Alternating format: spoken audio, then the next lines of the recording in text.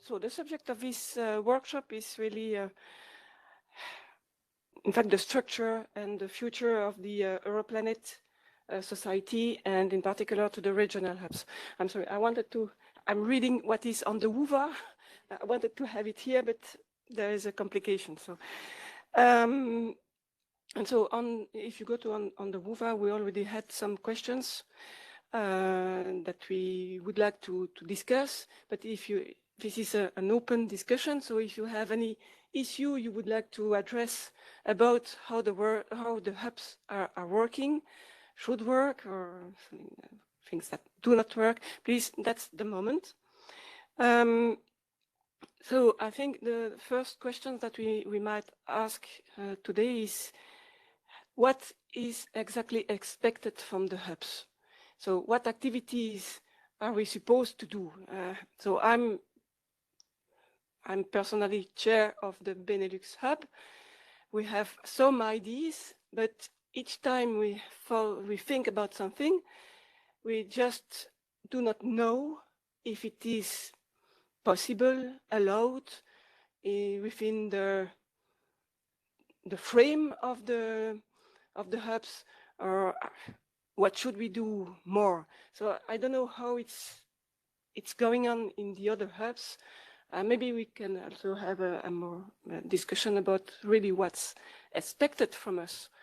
So I don't know if you have questions or ideas on that subject. So over there, Suzanne.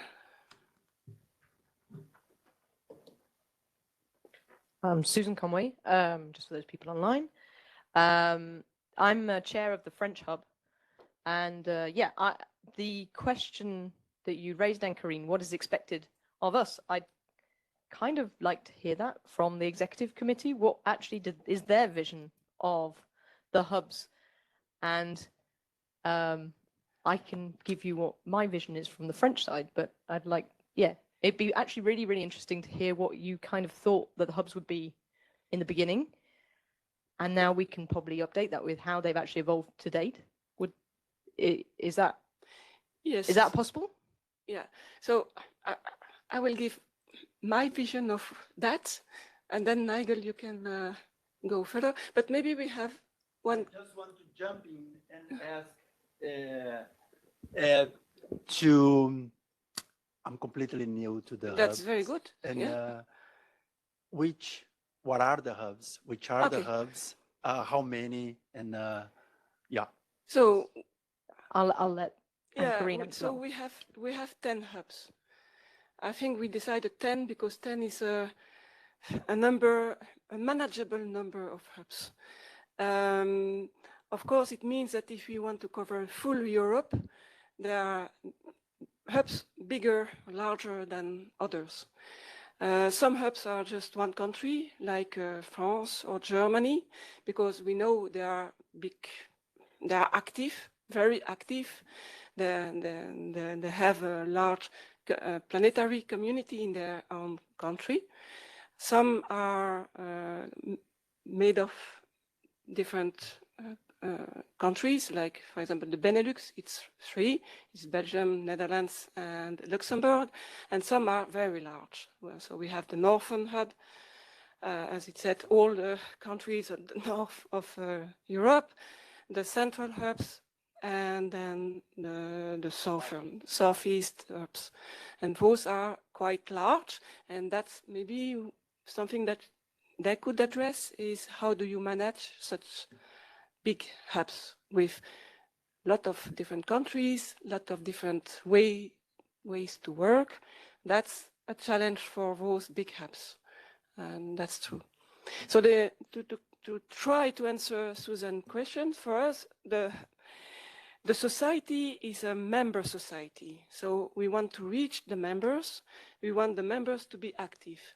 So being just an executive board somewhere in one location, you do not reach to the people. So the idea was, let's have hubs who would reach their own community at a more regional level. They know their community, so you know in France who is doing what, I don't know. I know some people, but not all the people. Certainly, I know nothing of what's happening in Central Europe or Northern Europe in details. I know one or two people, and that's not enough.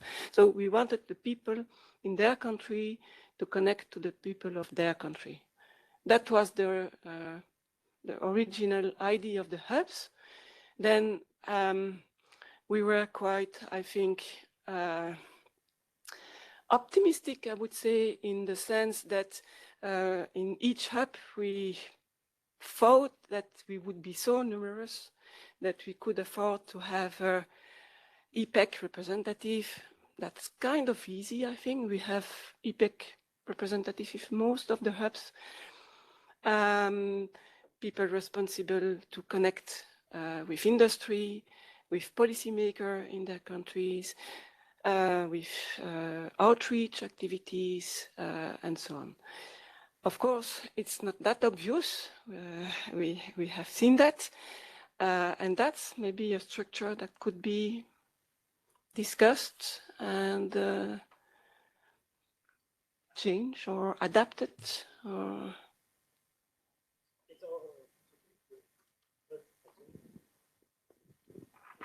It's working? Okay. Yeah, fully agree with Anne-Karin. I think it's really important to have what I call a bottom-up approach with the hub. But it's really difficult. We have to find a way to communicate between all the hubs. And we have, I think, during this week to reanalyze what we can do inside the hub. And Karin spoke about industry. It's a really not problematic, but it's really difficult to organize the industry. I'm speaking industry, not policy. And we need the support of Europlanet. First, we have to analyze during this week, and I hope to have some idea. I'm speaking as the industrial officer of the Benelux Hub. We need to see what can we provide to industry. What are the added value of Europlanet in the industry landscape? Then I deeply hope this week to have this answer, then have an analysis of what finally all the activity that the hub will do, because we have a lot, as Anne-Karin said, of committees. Some are really proactive, other like industry, it's almost really difficult. And that's something that I hope there are tomorrow 3 sessions for industry policy, and I hope even with the remote people to have discussion, and that the Europlanet ERI Committee of Industry will bring some answer on that. The other way, I make my hat of treasurer. I know it's really, if we want to develop the network, the hub network, we need to rethink how to support the hub, how to support them if they want to organize some meeting with industry or other activities.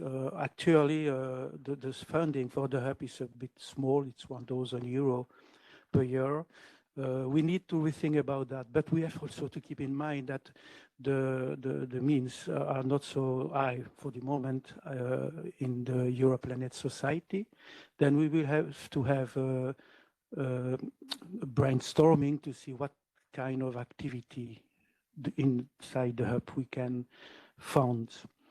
It will be difficult to fund all the hub at the same time, otherwise you give a small amount of money. Then we have to have a strategy, a policy, to see how in short time, 2-3 years, we can probably give priority to 2 or 3 hubs to organize something. You know, it's a matter of ID that we want to receive. I was speaking personally for that. Nigel? Okay, Suzanne asked what was the idea behind it. I'll go back a little bit. When we looked to form the society, there were various options that we had, and there are various other structures across Europe for societies and for organizations in areas of science and in areas of space. We could have basically had a remote organization which basically said we represent planetary science. But the question is, on what basis do we do that if we're just a self-electing group of people? The strength of Europlanet and the original concept of Europlanet was that it is a community activity. And the strength of it is to have the community itself identify with it. So there was then the question of membership. Was it by institution, or was it by individual member, or was it a mixture of both? And there are models of both of those examples. But the original feeling was that if we had individual members, we could reach out to more people, because it wouldn't rely upon the management of your institution deciding whether it wanted to join a body or not, which might depend upon factors which have nothing related to the society. It might be due to the financial circumstances of the society or the policies of the institution, etc. So we opened up the idea of having it open to members. But it's impossible for any organization to then to understand the complexity of what different people need in different parts of Europe. So when we did a survey for how big the planetary science community was in Europe, the more we delved into it, the more we found that more institutions, more universities were doing planetary science. So I think originally people put down a list of about 80, but very rapidly, by attendance at EPSC, etc., we were over 200. Now, many of those institutions, we don't really know. The executive board doesn't really know. And there might only be 1 or 2 people working in those institutions. And when we talked to them, one of the things they said was, well, maybe, I'm the only person doing sort of planetary science in the astronomy group in this university, so I don't really have other people to talk to. And what I really liked about coming to EPSC and joining EPEC and so on was the fact that I could actually talk with like-minded people, and I could think about where I might develop my career. The hub structure then came up from the fact that we couldn't possibly do all of this centrally. A few people, Jonas in the office, couldn't form those links and everything else. So what we thought about having a hub structure was then it would enable people in a country or a group of countries to form a sub-community in planetary science. We're fortunate in France, UK, Germany, Italy, that there is a big community. They have their own annual meetings. But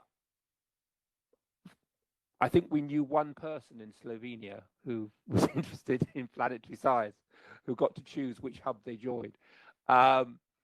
So some of the other countries, the communities are very small, and by putting them together, they could feel that they could form a bigger community, and they could do joint things together. What we want to do now is think about what is the best thing for those. So A, which is working group 1, what do you get as individual membership? And as I say, we don't want the society to be the only thing we do is EPSC, and maybe if you're an early career person, EPEC. The critical thing for the society is that the professional scientists, the ones who are tenured, if you like, also see this as the place that will benefit them. The sort of things that we're trying to do and have done through the projects that we've been funded for, are things like policy. They are working with industry. But again, if you're sitting in Strasbourg or Brussels or London, you're not going to know what space companies there are in Hungary or in Poland. That has to come from the people in that country. They have to tell us. We have to get the information. If we go to the European Parliament and we talk to the MEPs, I'm afraid I don't know who of the Slovak MEPs might be interested in space science. It might be the people in Slovakia have had those interactions with those people. So when we do a dinner in Slovakia, in Brussels, we know who to invite.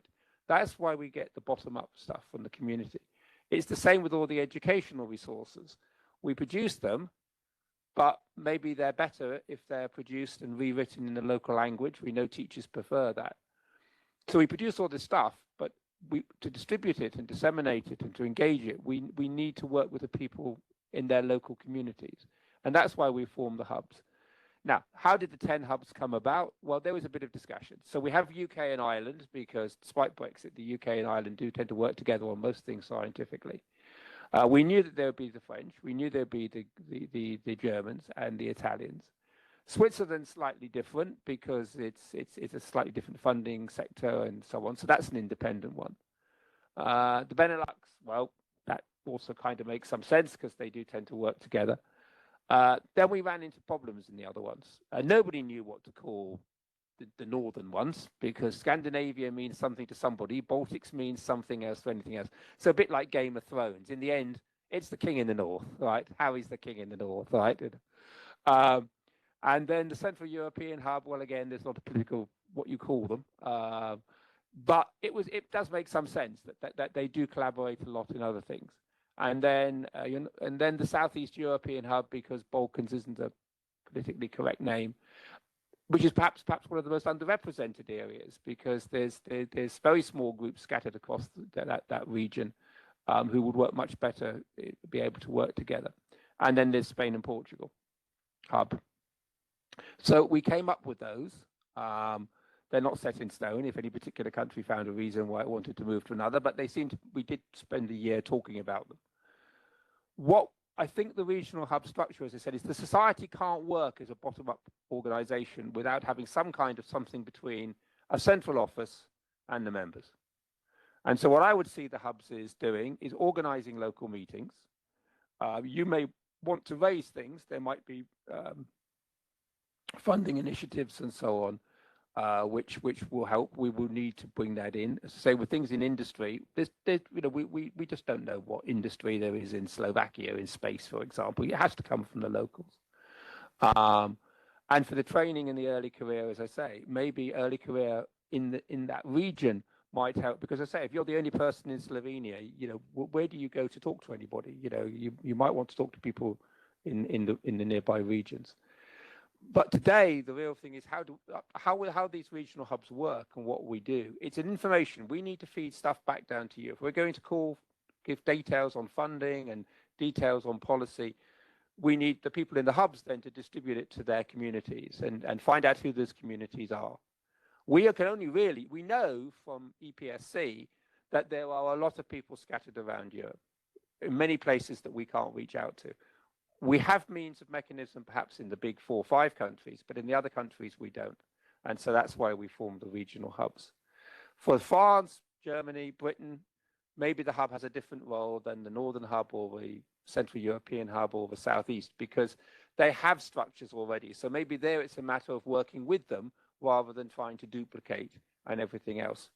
So going to your national community and saying, we think we're doing all this work with Europlanet. We will work with you in some way. But there are other areas where there is no structure at all, which we're trying to put in place. So that's a kind of summary of what we tried to do. Because I think otherwise we have an executive, and we have members, and there's nothing in between, and that won't work. We know it doesn't work because we've tried it for about 10 years, and communication doesn't work that way. So we need some way of having some membership structure which you feel part of, which is not just talking to an office in Strasbourg or Brussels, which is local and feels that you can do things on a local scale, so that Europlanet is not just something you go to once a year in EPSC and maybe you turn up to the EPEC.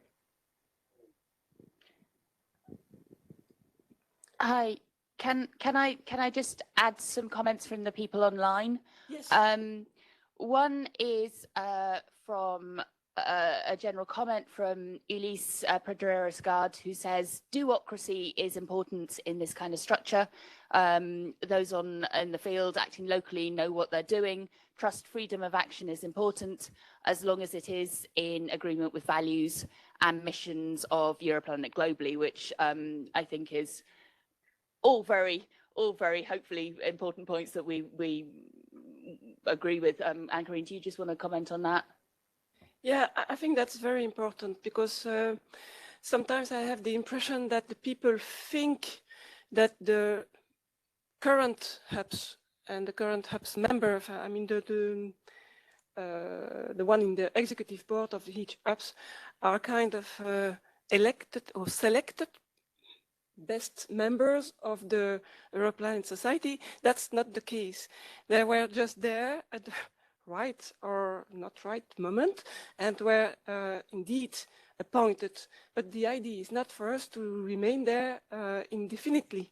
So we want to have elections, we want to try to find new members, we want to reach to the community, local community and have their ideas. There have been many problems the last years.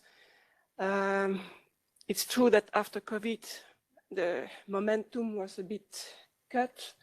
We need to try that, to find this momentum again. And I think one of the first things, for example, in Europe, in the Benelux one, is to rejuvenate the local hubs members. And that's democracy. We want to do that through elections. So yeah, that's very important. Sorry, wait, okay. And then the second question, which I don't know the answer to, can you tell me about the participation of Europlanet members from Malta, Central Mediterranean, in a relevant hub, which is most appropriate? Is it, Nigel, can you answer that? Good question. Malta could choose. I think probably it might want. They could choose. Italy is obviously geographically the closest hub. Obviously, with my own personal interest in Malta, we would very much welcome Malta, both in this and in other organisations like the Astrobiology Institute. But yeah, I think it's a choice. If they feel, on the other hand, they want to associate with somewhere else, that's equally fine. Yeah, there are a few places that we're haven't quite fitted in yet. Malta is one, yeah, good question. My flat's on Gozo, so I'm on the island between the two. Charles, Charles, if you are online, actually, maybe we can promote you to speaker, and you can say what you think would be most appropriate.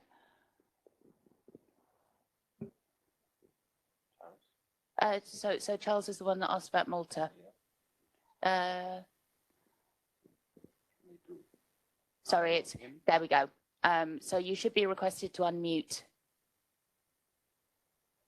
If you would like to, you don't have to if you don't want to. Yes, can you hear me?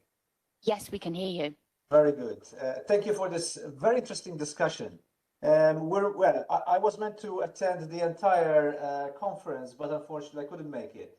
One of the sessions that I really wanted to be present at is this session, because together with my colleagues from Malta, we're members of the Europlanet Society. We've been successfully also funded to visit the Teide Observatory next September. So we're pretty excited with that. And with that comes also this possibility of participating in the hubs. There's a lot of interest at the moment in Malta concerning, applications of science, especially with regards to astronomy. And I think the time is ripe to be engaged also in these hubs from a Maltese point of view.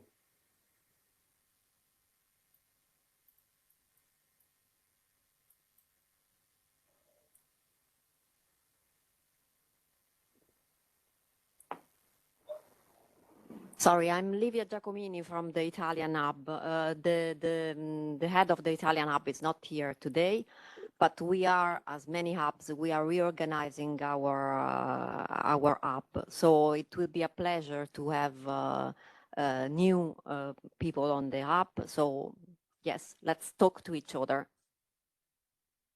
So Stavro Ivanovsky is head of the Italian hub. I don't know if you sent an email or if you contacted him or us. Please, let's get in touch. Thank you for your answer. No, we haven't yet initiated any communication. I just wanted to take this opportunity to see what's the best approach. And the person who has an apartment in Gozo, we would very much like to meet up with him.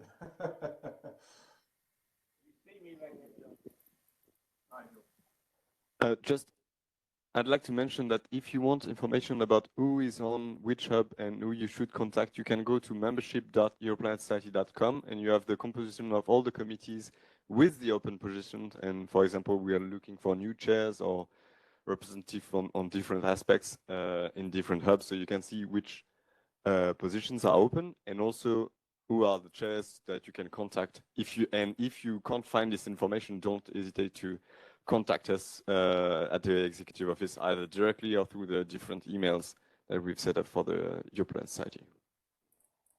Thank you. Can I add something? Because yeah, I think that in the rules of Europlanet, people can be part of two hubs also.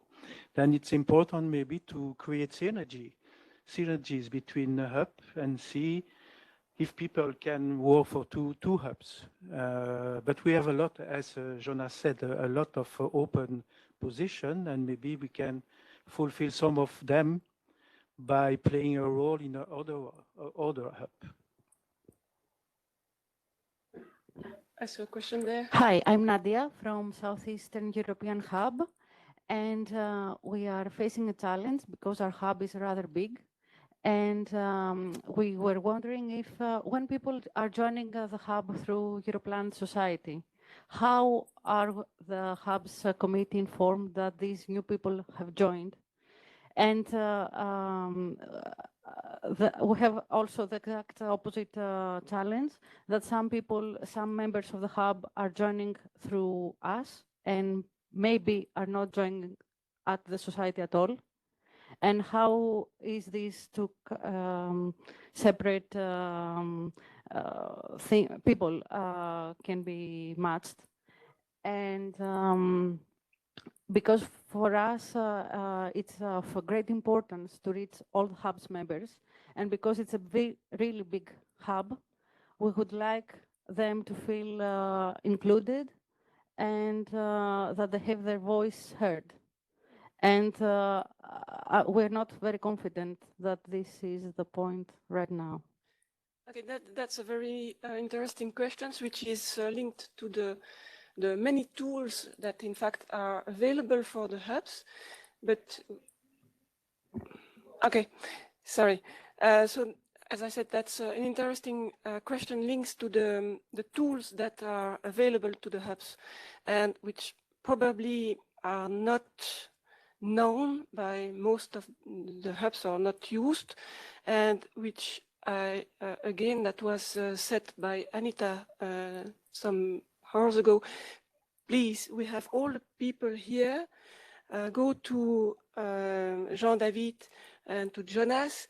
They will show you how to make those tools work. One of the most important tool, I would say, for your problem is the membership tool, where you can really understand who is member of your hub, how to reach them.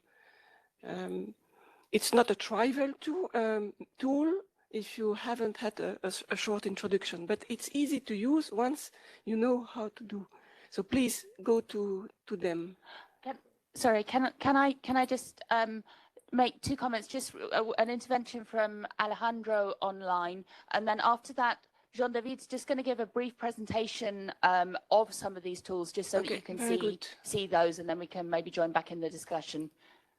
So Alejandro.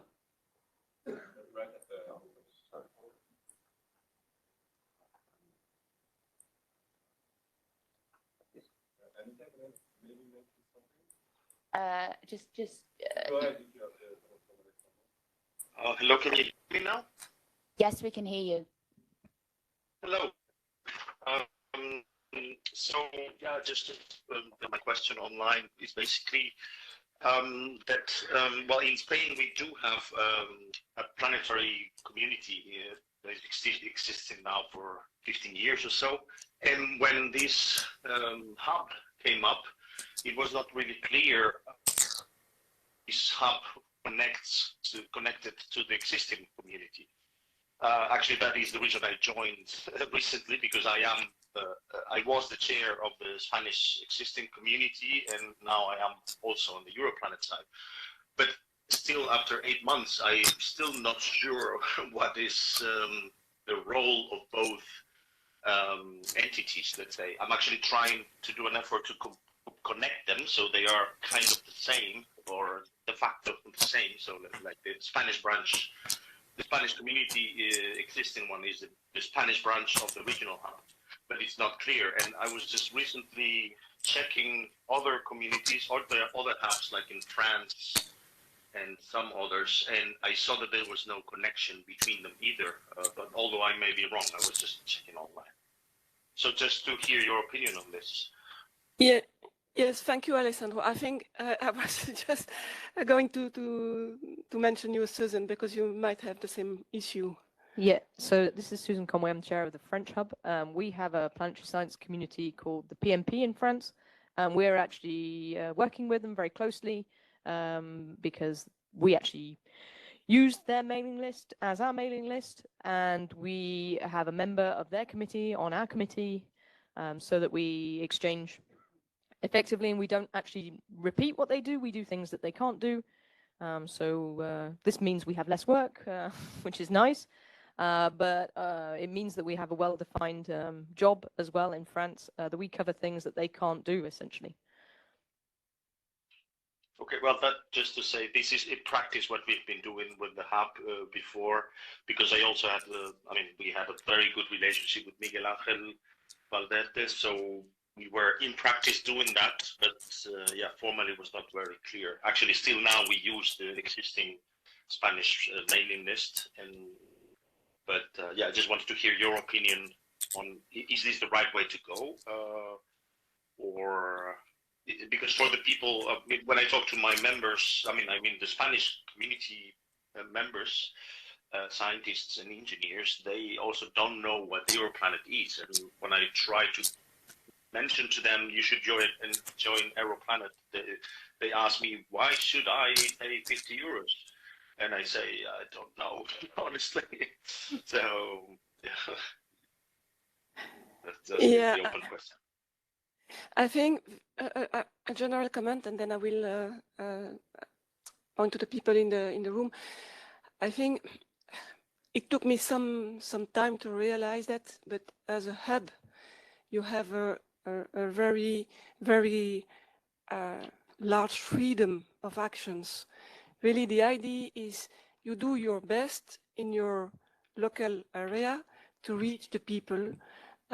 It's probably not the same in France and in big countries who has already their society or their community in place than in other countries. But that's the complexity of this task, is that you should adapt your activities to where you are and what your community is. And this is complex in the sense that you can do anything you want in the frame of the society, I mean, and the budget that you have, but it gives you a wide range of things that you can do.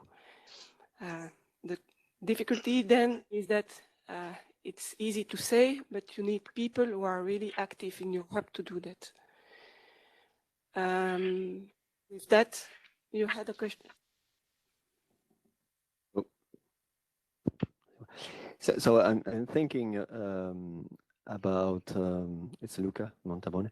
I'm thinking about the use of these hubs within Europlanet, and one thing that comes to my mind is, okay, sure, the hubs can help build up the local community, but there are hubs like in France, in Spain, in Italy, where the local community is already there. What is important, I guess, is like in the European Union, we have nations, and then we have these government, the European community in Brussels, and the nations report to the European community. So maybe the hubs are the link. Let's phrase it in this way. So each hubs can help the own community to interact with the other communities. So, if somebody from the French hub would like to interact with people in Slovakia and then don't know anybody, right? Whom do I talk to? Do I talk to Europlanet Society, or through my French hub, do I talk to the Central European hub? So maybe that's the way it could go, you know, like they could facilitate the exchange within different regions because they know the locals and they know whom to put somebody in contact to, right? Yes, that's another question that we should address this week is how do hubs interact? Of course, it's allowed. Again, you are free to do whatever you think is good for your community. So if this means that you need to contact others, that's the way to go. And I think that's that's a very good idea to try to interact. How? That's again, there you have a, or maybe first Ariana, because she has the mic. Yes, one question, it's regarding joining, like was said before, more than one hub. Because as a researcher, we are often from one country, but living in another country, and I think it's important to keep the contact. Like, I think when I registered to Europlanet, I put that I was interested in the Italian hub, but then in reality, I don't receive any news, and I also don't know how I can interact or take part to it. And maybe this is something we could think about because, yeah, we are all over Europe and in different countries. So it's a strength that we could think about. Over there. Okay, so it's working. Indeed, capitalizing on the idea, I forgot. Luca? Okay, pleasure to meet you, Luca. Capitalizing on that, indeed, I would say that what Sonia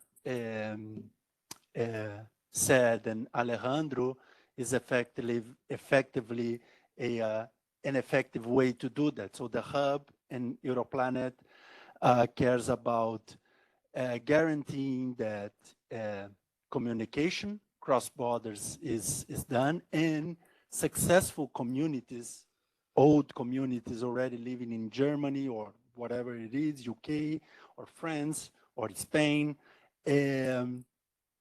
the successful stories is carried by the hub to be implemented in other countries wherever the Europlanet community wants to reach. So, so effectively not to build a community, but to promote the communities to build and engage through the hub cross borders. Maybe this is it's less work from the point of view of effectively making activities in each region, and then focusing on replicating and transmitting the successful stories across Europe. Yes, I agree. However, some stories might not work in each of the other countries in Europe. Some are very specific, I would say. So it's a good idea, and the discussion should be there, but probably some would never apply as successfully as in the original. Just a comment, and then Nigel.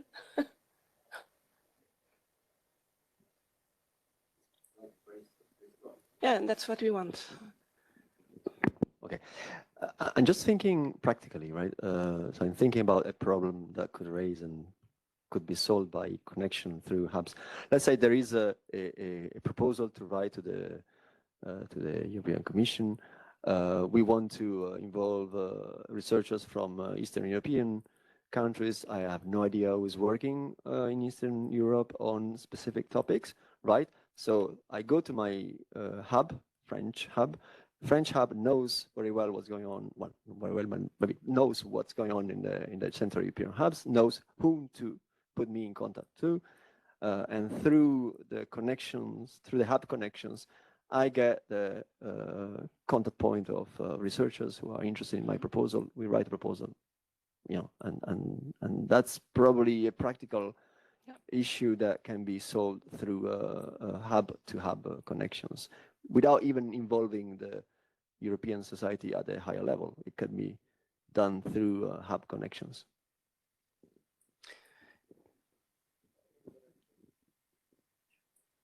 You want to go first? Just a remark, because we are speaking, and I discussion with Ricardo, which is a board member, and we don't speak a lot of science. I think we do not have a lot of discussion inside the hub and what can society can bring to the hub in the science domain. Because if we want to interact with policymakers in the different country, this is a dimension that we do not have to forget. Because as you said, people are searching support to write proposal or to write to connect with other people. And I think it's a role of the hub. And I think it's a dimension that we have probably to analyze how we can do. That's a remark, that's something coming up. Science is not really a word that we hear in Europlanet. It's not a criticism, but I think we do not have to forget that. As Ariana said, she's a researcher, and then we can bring also, Europlanet can bring information on what are the next funding in different domain, and you know, we can have an active role to provide information on the future funding outside research infrastructure, because European Horizon Europe in Europe has a lot of subject, scientific one in climate, but also in space for the next goal. And I think it's maybe something that we have to think for the future, to bring this information to the hub so that they can more easily interact with their local people. Just what you said. Maybe just to comment, that's done through the newsletter. But probably it's diluted in all the information that's provided in those newsletters. Probably something more focused when there is a new call should be sent. Okay, Nigel, you waited. I mean, I think this idea of what we want to use the hubs for, just going back to why we decided on you could be a member of two hubs, it was exactly because, and I forget who it was, maybe they're in the room, somebody said exactly that point, that, you know, I am from X, but I'm working in Y. I want to know what's going on where I'm working, but, you know, I also want to know what's happening in the country I came from, because I might want to go back there or whatever. And that was deliberately why we gave that you could join two hubs idea. Going back to writing proposals and so on and doing science, and it's very important the fact that we don't have a lot of science working groups, other communities do, but what Europlanet has done quite successfully is actually got calls from the European Union in what we want. And then when a call comes out, we publicize centrally, you know, this is the call, please apply, right? But then what happens? We can't control it all from the center. It relies on you. And this is exactly what I think that Lucas just said. If we get the hub structure working, it's a way of communicating across. You should be able to say, you know, I'm putting a proposal together. Is anybody interested in this? Just in the last week, there's a plan circulating around to build a new research infrastructure focused on lunar activities. We're all going back to the moon, and therefore there is a feeling from the community, some people in the community, that we should be putting a research infrastructure together which tries to bring people together about science on the moon, industry, and so on the moon. Well, have I any idea who I don't know, in the Central European Hub is studying the moon? No. So you get a call like that. We know about it. We know that there's some group of people who want to put a proposal together. We can then send it to the hubs, and then hopefully you will respond and say, oh, yeah, okay, put me in touch with so-and-so. That's the kind of thing you could do. So when a bid like that goes together, a networked bid goes together, we do that. There are cost actions. Cost actions are extremely useful activities They rely on you can write a topic and then you get money, and it allows staff exchange. But national countries have to sign up to that. So again, if somebody's writing a bid with some planetary theme, maybe they're looking, they're saying, well, okay, who in Norway might be interested? We can't do that again centrally. You go to the regional hub and you say, a proposal is being put together, I don't know, on flaring UV irradiation from flaring stars. Is there anybody in Norway doing that work who could join this cost action? That's why I hope that we'll be able to provide this trickle down. And then I'm sure there are other examples in education which Anita might want to comment on, and so on as well. So that was the kind of the purpose of the hubs. It's a communication tool as well, because you can't, if you just send out an email to a centralized list of 2,000 people, it doesn't work. Surveys, we get asked to do surveys, right? If the regional hubs would help us feed into that survey, we can do a better survey. But again, if we just send out a general email to 2,000 people, we don't get replies. Okay, I think, Anita, you wanted to say something. We have somebody online who from the policy team. Eleni, go ahead. Yes, hi. Sorry, this is Eleni Hadjikristou from the Southeastern Hub as well. At least I'm talking about this now. I think it's a very, very interesting discussion. Actually, this has been going on for an hour now. Very, very useful as well. So from my point of view, I would think of in practical terms, if I think what a hub is or what a hub should be doing, I would think three things, which already I think more or less were said. So one is networking of the scientific community of the hub countries. In some countries it's very useful, in other countries it's less useful. The second thing is to inform the hub members of the hub member countries about the Europlanet activities, opportunities, funding, all these aspects that are very important, even as Europlanet members were not always aware of. And the third thing is what it has been said recently by many attendees, which is communication channels among hubs, among countries of a hub, and among different hubs.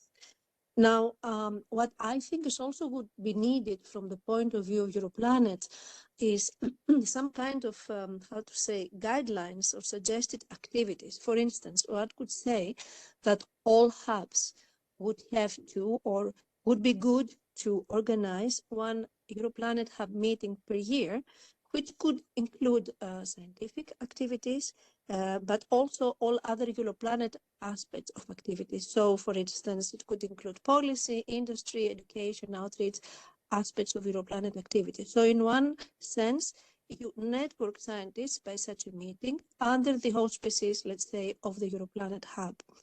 Obviously, for this to happen, some funding is needed. So I would imagine Europlanet or co-funding with the host of the hub could be a way to do it. And then another aspect would be to have a two-way communication, regular communication between Europlanet Society and hubs.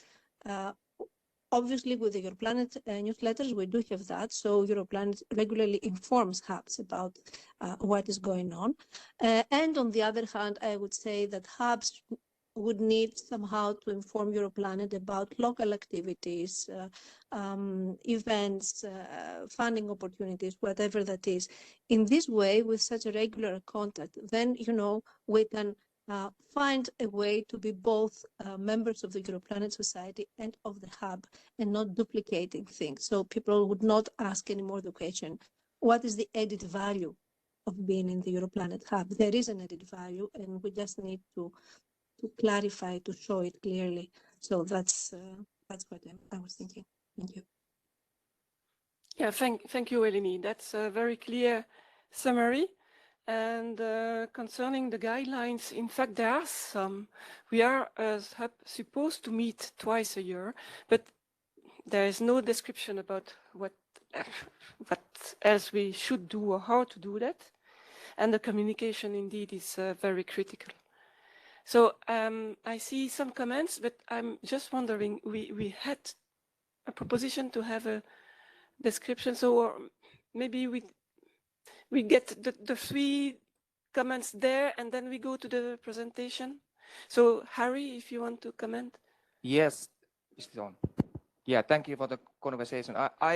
I'm presenting the Northern Hub, and if you watch the Northern Hub regional map, so we have actually encountered a huge problems with not communicating towards the hub, but from the hub to members.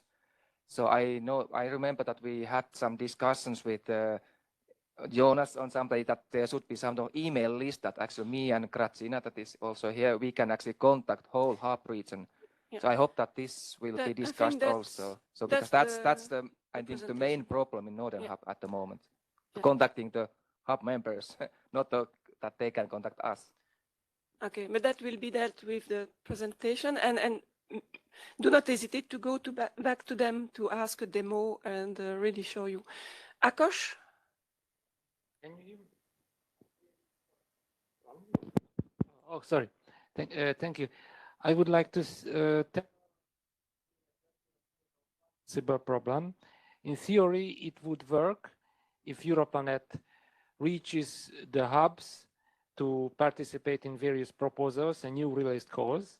But I have to say, only in that case, if it happens in a few days after the release of the call, because all of the personnel or primary investigators who organize the team, the members of a given proposal, decide this usually in the first few days.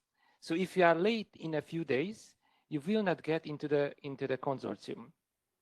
It sounds quite strange and it's quite simple, but I'm afraid this is the main this is one reason that makes, for example, for us in Central European Hub, very, very difficult to participate in any kind of proposal, because when we get the information, the consortium is already formed.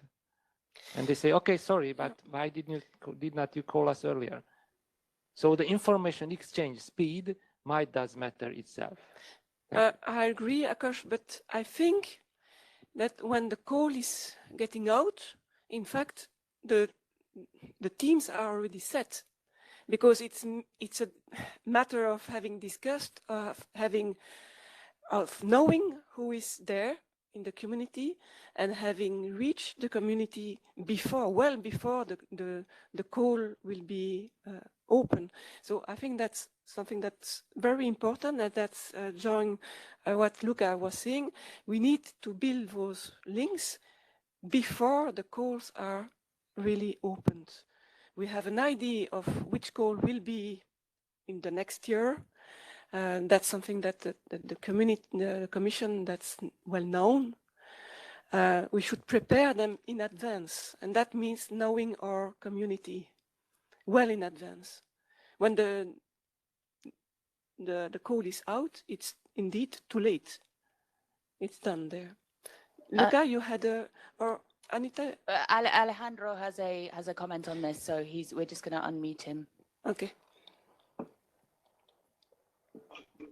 Hi, and Corinne. Just because this mention of the calls was raised, I just wanted to mention about the calls for funding, which is one of the things that I always use for the people to get motivated that Europlanet is useful. The calls for funding, visitors, outreach, etc. But I was just a message that these were coming very late.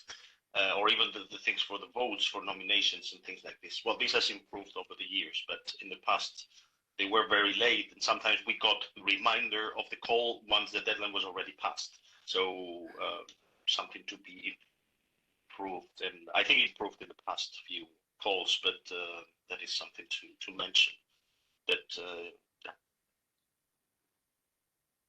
what I'm doing at the moment is I'm actually forwarding all of these calls to the community in Spain in particular, and also, well, in Portugal as well, or trying at least, and flagging whenever there is a nice opportunity for the scientists for funding, outreach, science projects, etc.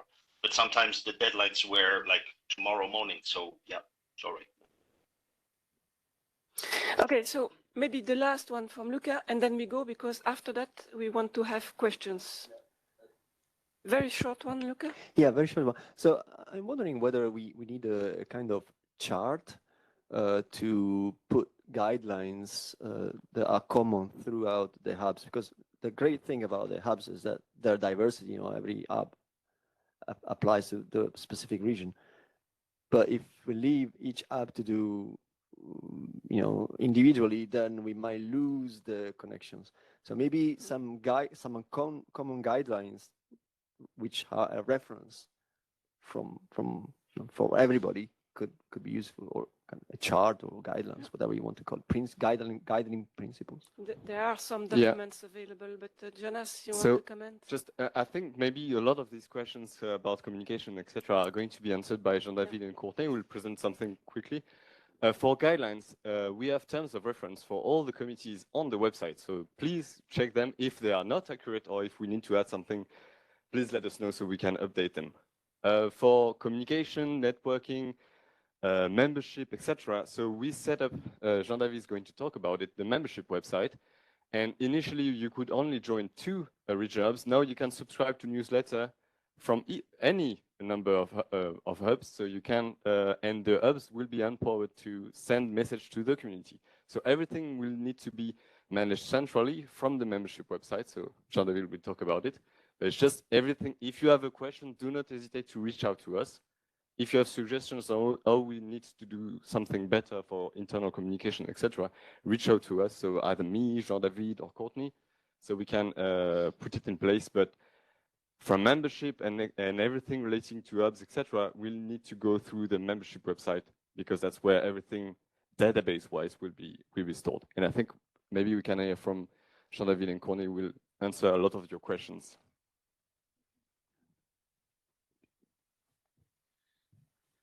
Thank you for the introduction. Could we have the PowerPoint displayed? It's on the laptop.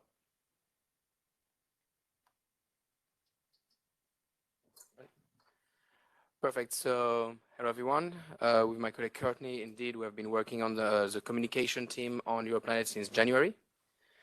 So we just started ESF and on this whole project. So thank you for welcoming us and for your patience. So yes. The most important thing, one of the most important things I wanted to talk about, and that Jonas mentioned, is the new membership website that's been launched in February. So now all membership activity has to go through this website. You can find a link to it directly on the main website page. It's on the top right in membership. You know, we are very original with naming things. So on this website, there are a lot of tools that can be used for communication. And because we clearly had just a big discussion about all communication was very important. So we will be quickly giving you an overview of some of them. One of the new things that was made is a page about committees.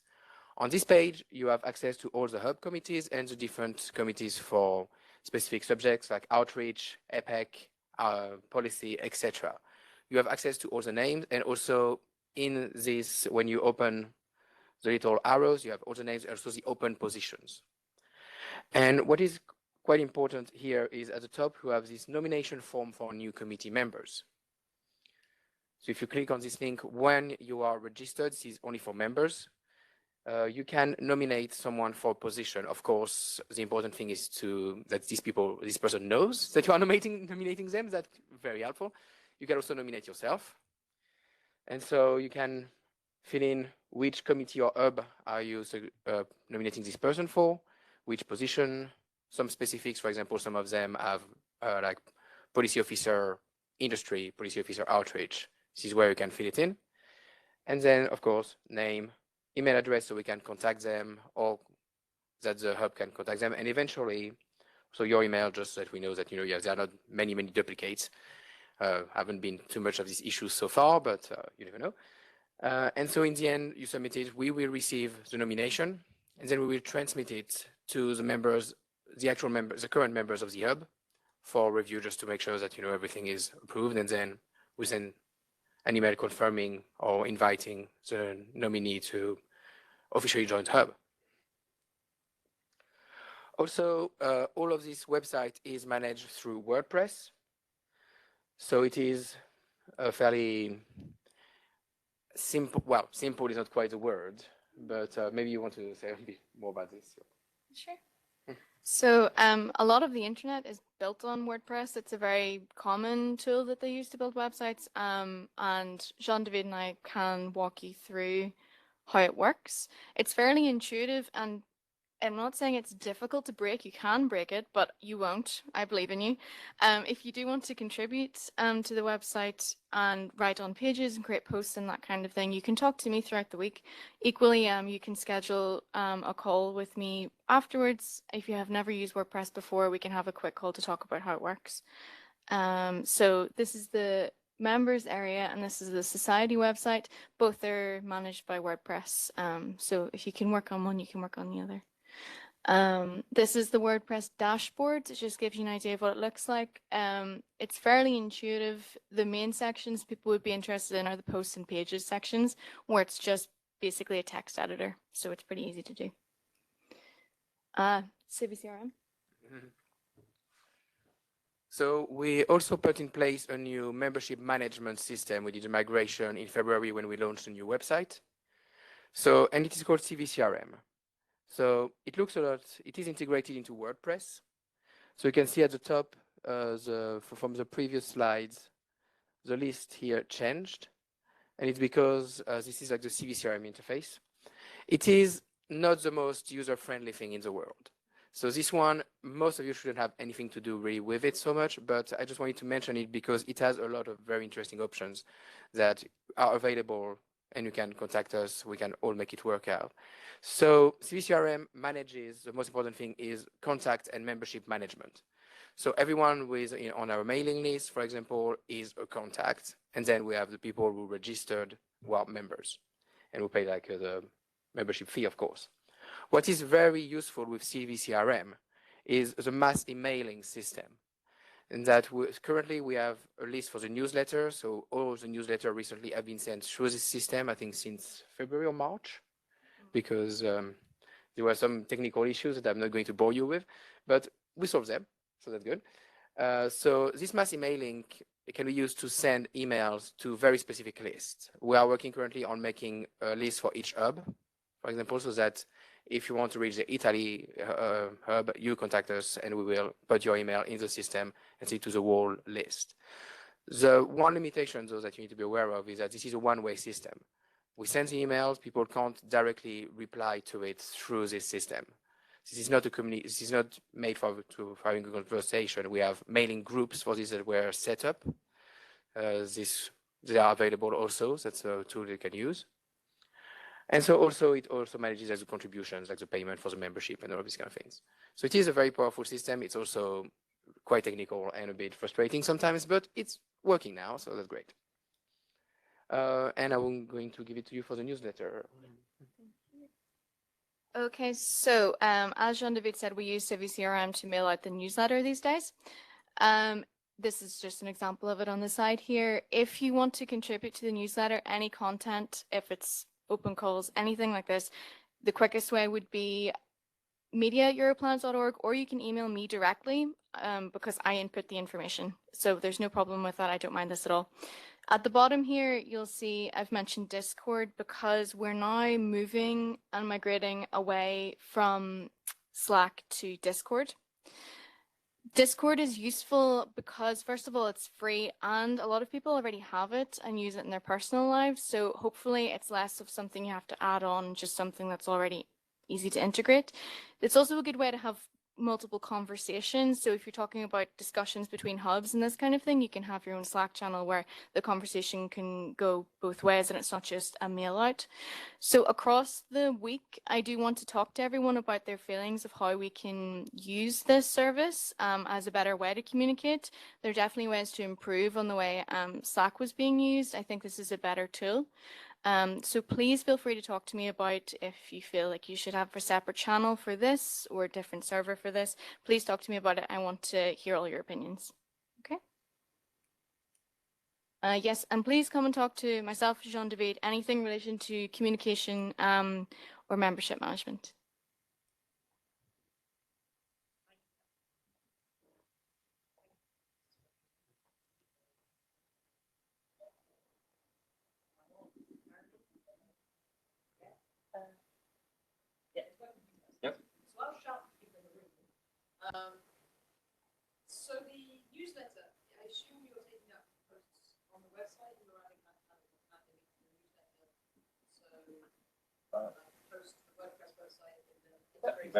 Sorry, we can hear you very briefly. Is the mic on? Now? Sorry. I'll repeat my question for those online. I asked whether the posts to the WordPress website were then used as the basis for the newsletter mail shots, basically. It's a combination of this, and then we get mailings from individual people to contribute as well. So I get it from a multitude of different sources, yeah. Yeah, and so if somebody sends you something, would that actually get posted to the website as well as being used on the... You would need to tell me. If you want that to happen. Yeah, if you can also, everyone can post to the website themselves. They can create posts and pages themselves. If you're not sure how to do that, I can show you. If you send it to me for it to be mentioned in the newsletter, I'll do this. But if you want it to be on the website, we can discuss whether or not you want to do it or you want me to do it. Great, thanks.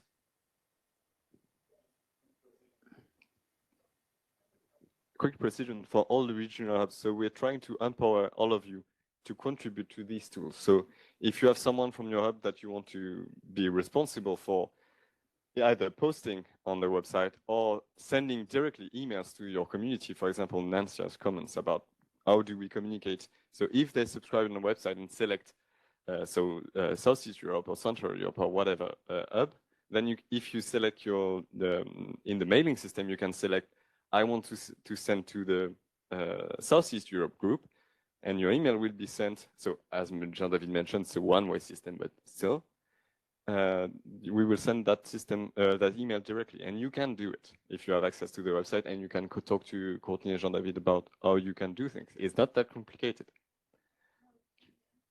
And just to mention, if we set up also mailing groups, so there's, for example, friends@europlanetsociety.org. So you can put that, for example, in your email, and if you want to reach out to the committee members, so the 10 or so people that are part of the community, people can reach out to that email address and contact you directly. So that's the other system that we have in the groups that Jean-David mentioned. I think this is very helpful because until now I was sending the emails from my email to whatever emails we had of our hub. And I think this is better. What you have architected? Okay, I see Anita. Yeah, I just wanted to make a comment on the communications. I mean, one of the problems that we have is just bandwidth. Nobody is full time, and we can only do what we can. And so, because of the comments about speed and just getting things out there, the more that we can empower you to do that, the more you will be able to do, because then you're not relying on us to do it yourself. So it is in everybody's interest that you are able to post stuff on the website. Maybe eventually we can find tools that enable CiviCRM to be open to hub chairs, etc. So that we can do that. And the other thing that always bothers me as well is that everything at the moment on the Europlanet website, on Twitter, in the newsletter, everything is in English, and it shouldn't be like that. So the more, again, that we can empower you to do it, the more we can actually create materials that are appropriate for the people that you're trying to reach.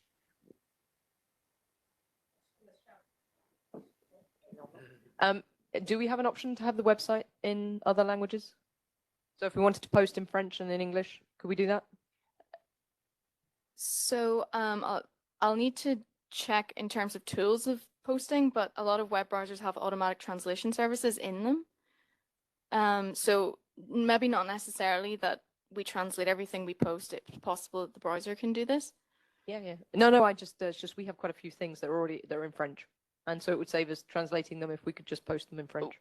I think we do not have a policy, or we should not have a policy within the Europlanet website that everything on the website should be English. I mean, if there are things that you want to post on or for the regional hubs, for the French regional hubs in French, you should be able to do that. Yeah, no, I just wanted to make sure that if someone was looking at it, their IP address was in a English-speaking country, that would be automatically translated for them. They wouldn't be like, "Ugh, why have I got this weird French thing?" Most of the time, it is automatically translated. Most websites have this built in now, and most browsers do. So even if you post it in French, if someone's looking at it from an English-speaking place, fortunately, I'm not getting everything in Slovakian here, so that's obviously not quite the case because my IP address is definitely here at the moment. So browsers prioritize a list of like 8 or 10 languages. This is the restrictions that we're currently under, but I just wondered if there was something in WordPress basically that you could say this is going to be in French, and then it would automatically provide an English version. Most of the time, they will automatically provide an English version. With regards to other things, we'll test it. Let's see. We can test it. We'll see what goes on.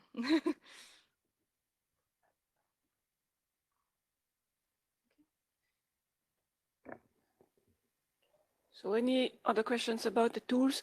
It was very short, so it didn't enter into many details, but the idea is that you go to those guys and ask them to show you on their PC and try to have a hands-on on how to do it, so that you go back home knowing how to do, how to add information, how to connect to your community. Please, they are here this week.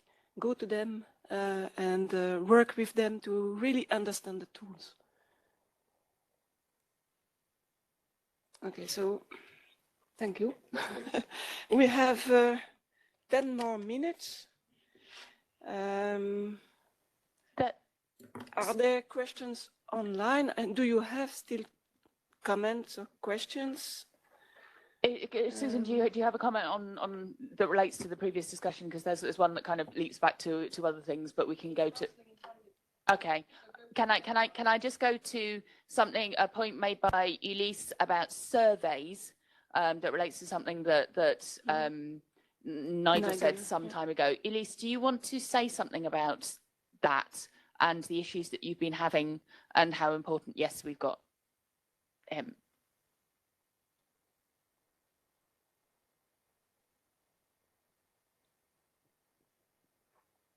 Hi everyone, can you hear me? Yes, we can. Hi everyone. Yes, that's just something that resonated when Nigel talked about surveys in particular, but it's about all kinds of communications. So I'm working with Anita on the outreach and education side of things, and I've been tasked with dissemination of educational resources produced by Europlanet. And what I realized is that, exactly as Nigel said, is that if we send things to a mailing list of everyone, basically it gets diluted and the message doesn't get across. And I've been running surveys, trying to reach out to teachers locally in different countries, trying to understand habits and how Europlanet was perceived and how we could actually serve the community of teachers with the educational resources we had. And it was quite the struggle to get answers from the teachers, both because of external reasons, like the teachers don't have time to answer surveys or stuff like that, but also not reaching out local communities. And so I 100% agree with the fact that regional hubs should be able to help with this issue of trying to reach out to local communities. Thank you. Yes, thank you, Ulysse. I think that's one of the role of the hubs certainly is to connect with the local communities.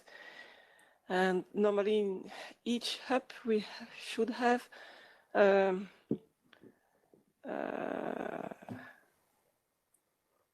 EPU officer, or how do we call it?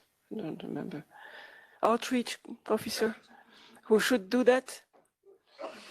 It's not, I don't think we have one in each of the hubs. Any other comments? Okay, Susan? I just have a really quick one. I'd just like to do a survey of people in the room and online. Who here is actually already involved in a hub? Please put their hand up. They're involved like in the committee, on the committee of the hub. So that's about 1, 2, 3. Somebody else count as well. 2, 3, 4, 5. So about like a third, let's say, of the people in the room. So of the people who didn't just put their hand up and who didn't put their hand up online, whoever they were, how many of you had heard of hubs before you came into this room? And who hadn't heard of hubs? So 2 people are discovering hubs. This is great. This means maybe some of our communication is actually working if only 2 people in this room had not first discovering hubs here. So that is probably a good sign. I just wanted to ask those questions. Thanks.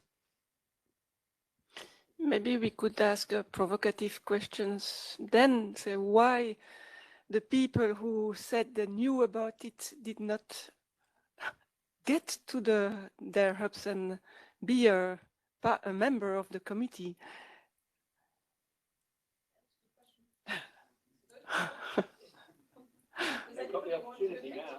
Yeah, that's it, we want to understand. Yeah. Or we want to understand why, to promote and how to improve the promotion of getting to the hubs. So if we can understand why you didn't reach your hub, that might help us to try to convince you to get there. I think it is a hard question to ask them why you didn't know about something. Like no, the one who knew about the hubs but did not commit to the hubs. There's somebody there. You want to? No.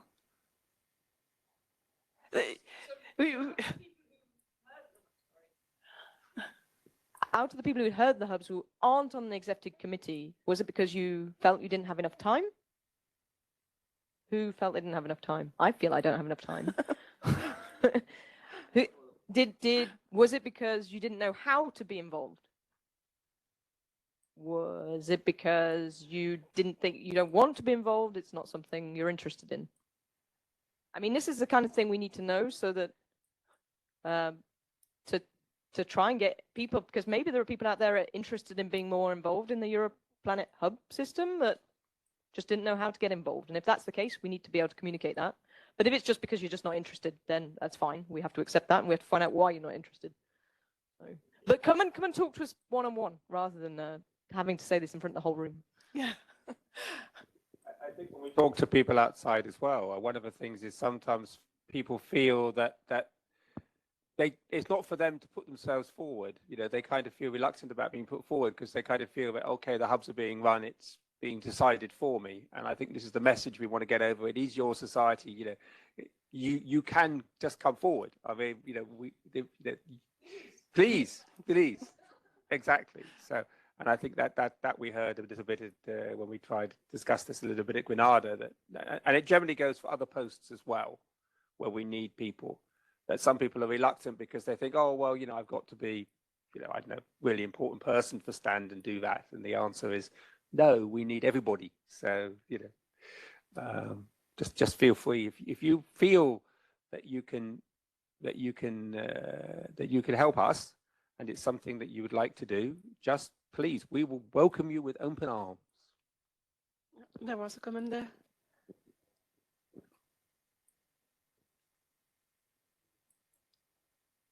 Hello, everyone. It's Alejandro again. I apologize for the many questions because, as I said, I just joined and I'm still learning in the process. And of course, I invite any Spanish or Portuguese in the room to come to me and if you want to help. I just wanted to bring, again, since I joined recently, I was asking the people that were in the hub previously before me that left and the ones that are already there. And most of the people that left said that they had left because it was, again, not clear to them what they were supposed to do. And sometimes for those that actually did things or tried to do things, was a bit frustrating to not get support. Just one example is that we have just had an amateur professional amateur workshop in the south of Spain, in Calar Alto, and they actually asked Europlanet for support, but we could not get any support from Europlanet on that. So, well, I invite you to talk to Ricardo Hueso, who's there this week, to get the feedback. But I just wanted to bring this up, that it's difficult to motivate the people, and even those that are motivated, sometimes they left because they could not, it was not a bit clear to them. And that's what actually I'm trying to do at the moment, trying to motivate the people and learn how to make it right. And yeah, any ideas are welcome. Thank you, Alejandro. So, let's okay, so it's working. It's a mixture of lots of your suggestions. One, though, it's is the lack of clarity about the need for new people. There are and unexperienced people, just fresh meat, and come here and just bring your word. In my case, I understood that was a fairly selected team of people for doing stuff. So that is one thing that it's maybe not clear, at least was not. Also not clear the amount of time that we are supposed to put in. Yeah, maybe that would help. Like we have 1 hour a week or 1 hour every 2 weeks where we discuss and do things, or you are supposed to do that rather asynchronously, whatever. Just in terms. Yeah, it's working. In terms of time commitment, it can go as far as you want, but as a minimum, it's like for speaking on the French hub, it's attending the meetings. So that's 1 hour every quarter, which is not a big commitment. And then doing jobs, which can be, you know, I will be in consultation with my team members. And if they say this quarter, I'm sorry, but I have a proposal, I really can't do anything, that's fine. Next time, maybe they do a little bit extra, they do 1 or 2 days extra work, you know. So I think it's really in discussion with the hub, and you come and you say, I can devote this much time, and what can I do usefully with that much time? That's my opinion. Yeah, just my point is maybe just it was not clear. The need and maybe the kind of work, maybe the kind of so hubs are not thematic, they are general purpose. So maybe hard for each hub to demand a specific work, but maybe this can also be arranged among the hubs, right? Given the competencies or where the heads are of of the committees, maybe you want to also put some themes or some thematic stuff to localize some of the discussions. I don't know, maybe that helps. That's the way you organize your own hub. As I said, it's kind of free to organize what you think is the best for your community. It might be 1 or 2 meetings per year, teleconf. It might be whatever you think is relevant. So the commitment of time is really also linked to what activities you want to organize. Yes, just. And some thoughts that we were having, and maybe we should offer some suggestions. We were thinking about creating a map of the members' specialities and all the works and interests. So, and for this, after their, of course, if they say yes to this, maybe we should publish this chart, and everyone can know that this person from Yugoslavia, what? Yeah, from Bulgaria. From Bulgaria has this expertise and is interested in Saturn magnetosphere or something like that. And so everyone can have access not only through the hubs, but one-on-one, someone from Norway to find someone in Bulgaria or in Cyprus. That's a very good idea. Just take And care about GDPR. yeah, of course. We specifically ask for their yes, and so this was a thought of us, yes, to make this capacity building meeting and then create a map of our expertise and interests. Okay, so first and then Anita.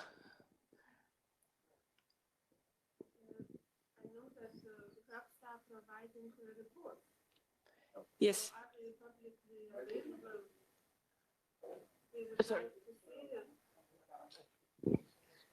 So indeed, the hubs are supposed to send reports, quarterly reports. Honestly, we do not receive all of them. So that's one of the problem, probably because some of the hubs are not very active, not knowing exactly what to do. That's a problem, and that's why we want to understand where the problems are, if we can help. And there should be available.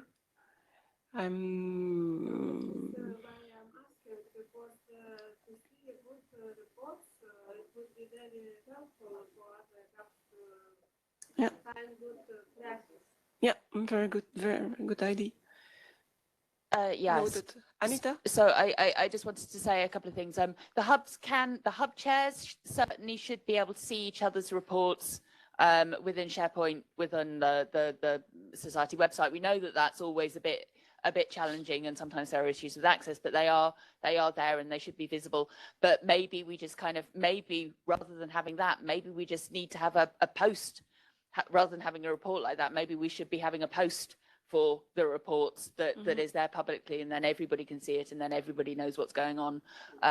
So maybe we should look at how that's managed. Nantya, I just want to say about the maps with speciality. It's one of those things that would be great to do. There are some logistical issues in the fact that, we have a very mobile community and people move all the time. And so, even within the listings of the hubs, it's quite difficult sometimes to keep that up to date. So if we could manage to embed that within the membership information where people can update their own information and then it's shared as they want it to, then that would be ideal, because I think that trying to do that, having various people responsible for doing that is really difficult. But if we could manage to mobilize people so that they could do it themselves, then that would be great. And then the other thing I wanted to say, we have a session in this room after lunch starting at 2:00 that Elise asked that I remind everybody that this is specifically about road mapping outreach activities. So taking forward some of these ideas that we've been talking about here and in the earlier session, and looking at how we can do that specific task for outreach. So we have, as Anne-Carine said, we have the hub committees are made up of industry representatives, policy representatives, outreach representatives. So this is an opportunity to learn from those and other people that we have in the room. I should also just say that we have a number of people this week who are here and participating who may be able to contribute to this overall discussion, particularly in terms of hubs and societies and structures and all the rest of it, who come from other communities. So we will have Jerry Gilmore and Gudrun Peabody from ORP, who will be here all week. We have some people from other research infrastructures, KETEC and EPEC, who are coming on Wednesday and Thursday. We have other industry people like Marcelo and Geronimo, who we mentioned earlier. We have somebody called Andrew Carney, who is going to be helping us with the business plan, operational plan mapping. So he'll be coming later on this afternoon. We have Gail over there, who's a teacher, and who has different expertise. And so we've not just got planetary people here this week, and some of those ideas from how other organisations and how other bits of society work may be useful as well to kind of bring into these discussions and sort of add to these ideas. Thank you. This was a very lively discussion. However, I think our time is over. I thought I saw you. You wanted to say something? Yes? It's fine. Otherwise, we have time to listen to you. Okay. Sure. Then, if you are sure about not having your vote, yeah. Yes, of course, we are here in this hotel full week, so you have plenty of time to just talk to us. Oh, and can I just say, look at people on Hoover as well, and also look at some of the posters. There are some really, really great posters that people have put together. And Apostolio, I mean, for instance, has put a fantastic, really, really interesting thing about the history of astronomy in Macedonia. You know, there's huge amounts of information there. If you haven't already done your poster, I mean, it's not really, well, it doesn't necessarily have to be a poster. It can just be a description and a link to a video and a photo, but you have an opportunity to upload a PDF. We don't mind what you want to put there, so long as it's, you know, within the code of conduct. But this is an opportunity to share information that you think might be of interest and of relevance. And, you know, there are some really, really interesting things there. So I would really encourage you to have a look. Okay, so thank you all for these very interesting discussions. I took notes of some of the very good ideas that were discussed. So, but as Jonas said, don't hesitate to continue the discussion outside of the room during the week. Anita. Sorry, just one more thing. Don't forget that everything is being recorded. Yeah. So if there are things that you want to go back on, look at again, if you miss sessions, then it is there. We will obviously be, you know, we've got some notes from this, but we will be going and taking proper minutes of this so that we can really dig into it. But if you want to go and look at it again or see some of the discussions, then don't forget that the recordings there as a resource as well. So thank you.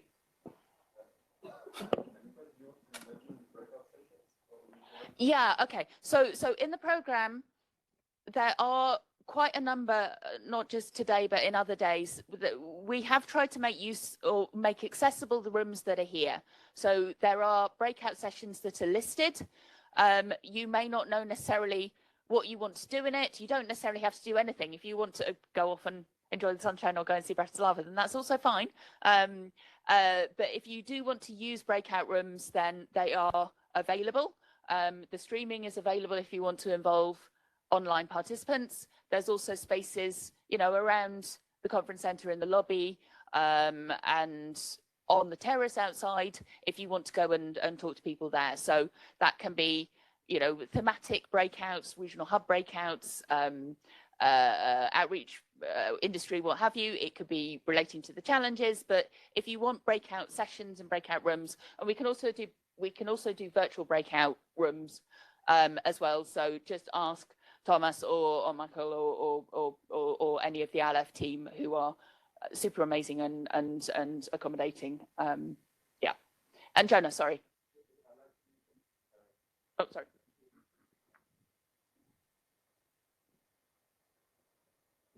And if you don't have space in the breakout room, just like I mentioned, that we have a meeting also that's a portable hybrid meeting device. So Jean-David has it. So if you need it, just come and... A little correction, it's actually at the reception. I told them, okay, if anyone comes to ask you for it for meetings, something like that, please give it to them. So you have all the cables with it. So if you need it, it's at the reception. Okay, so thank you again, and thank you for all online. Enjoy the lunch time, and we start again at 2.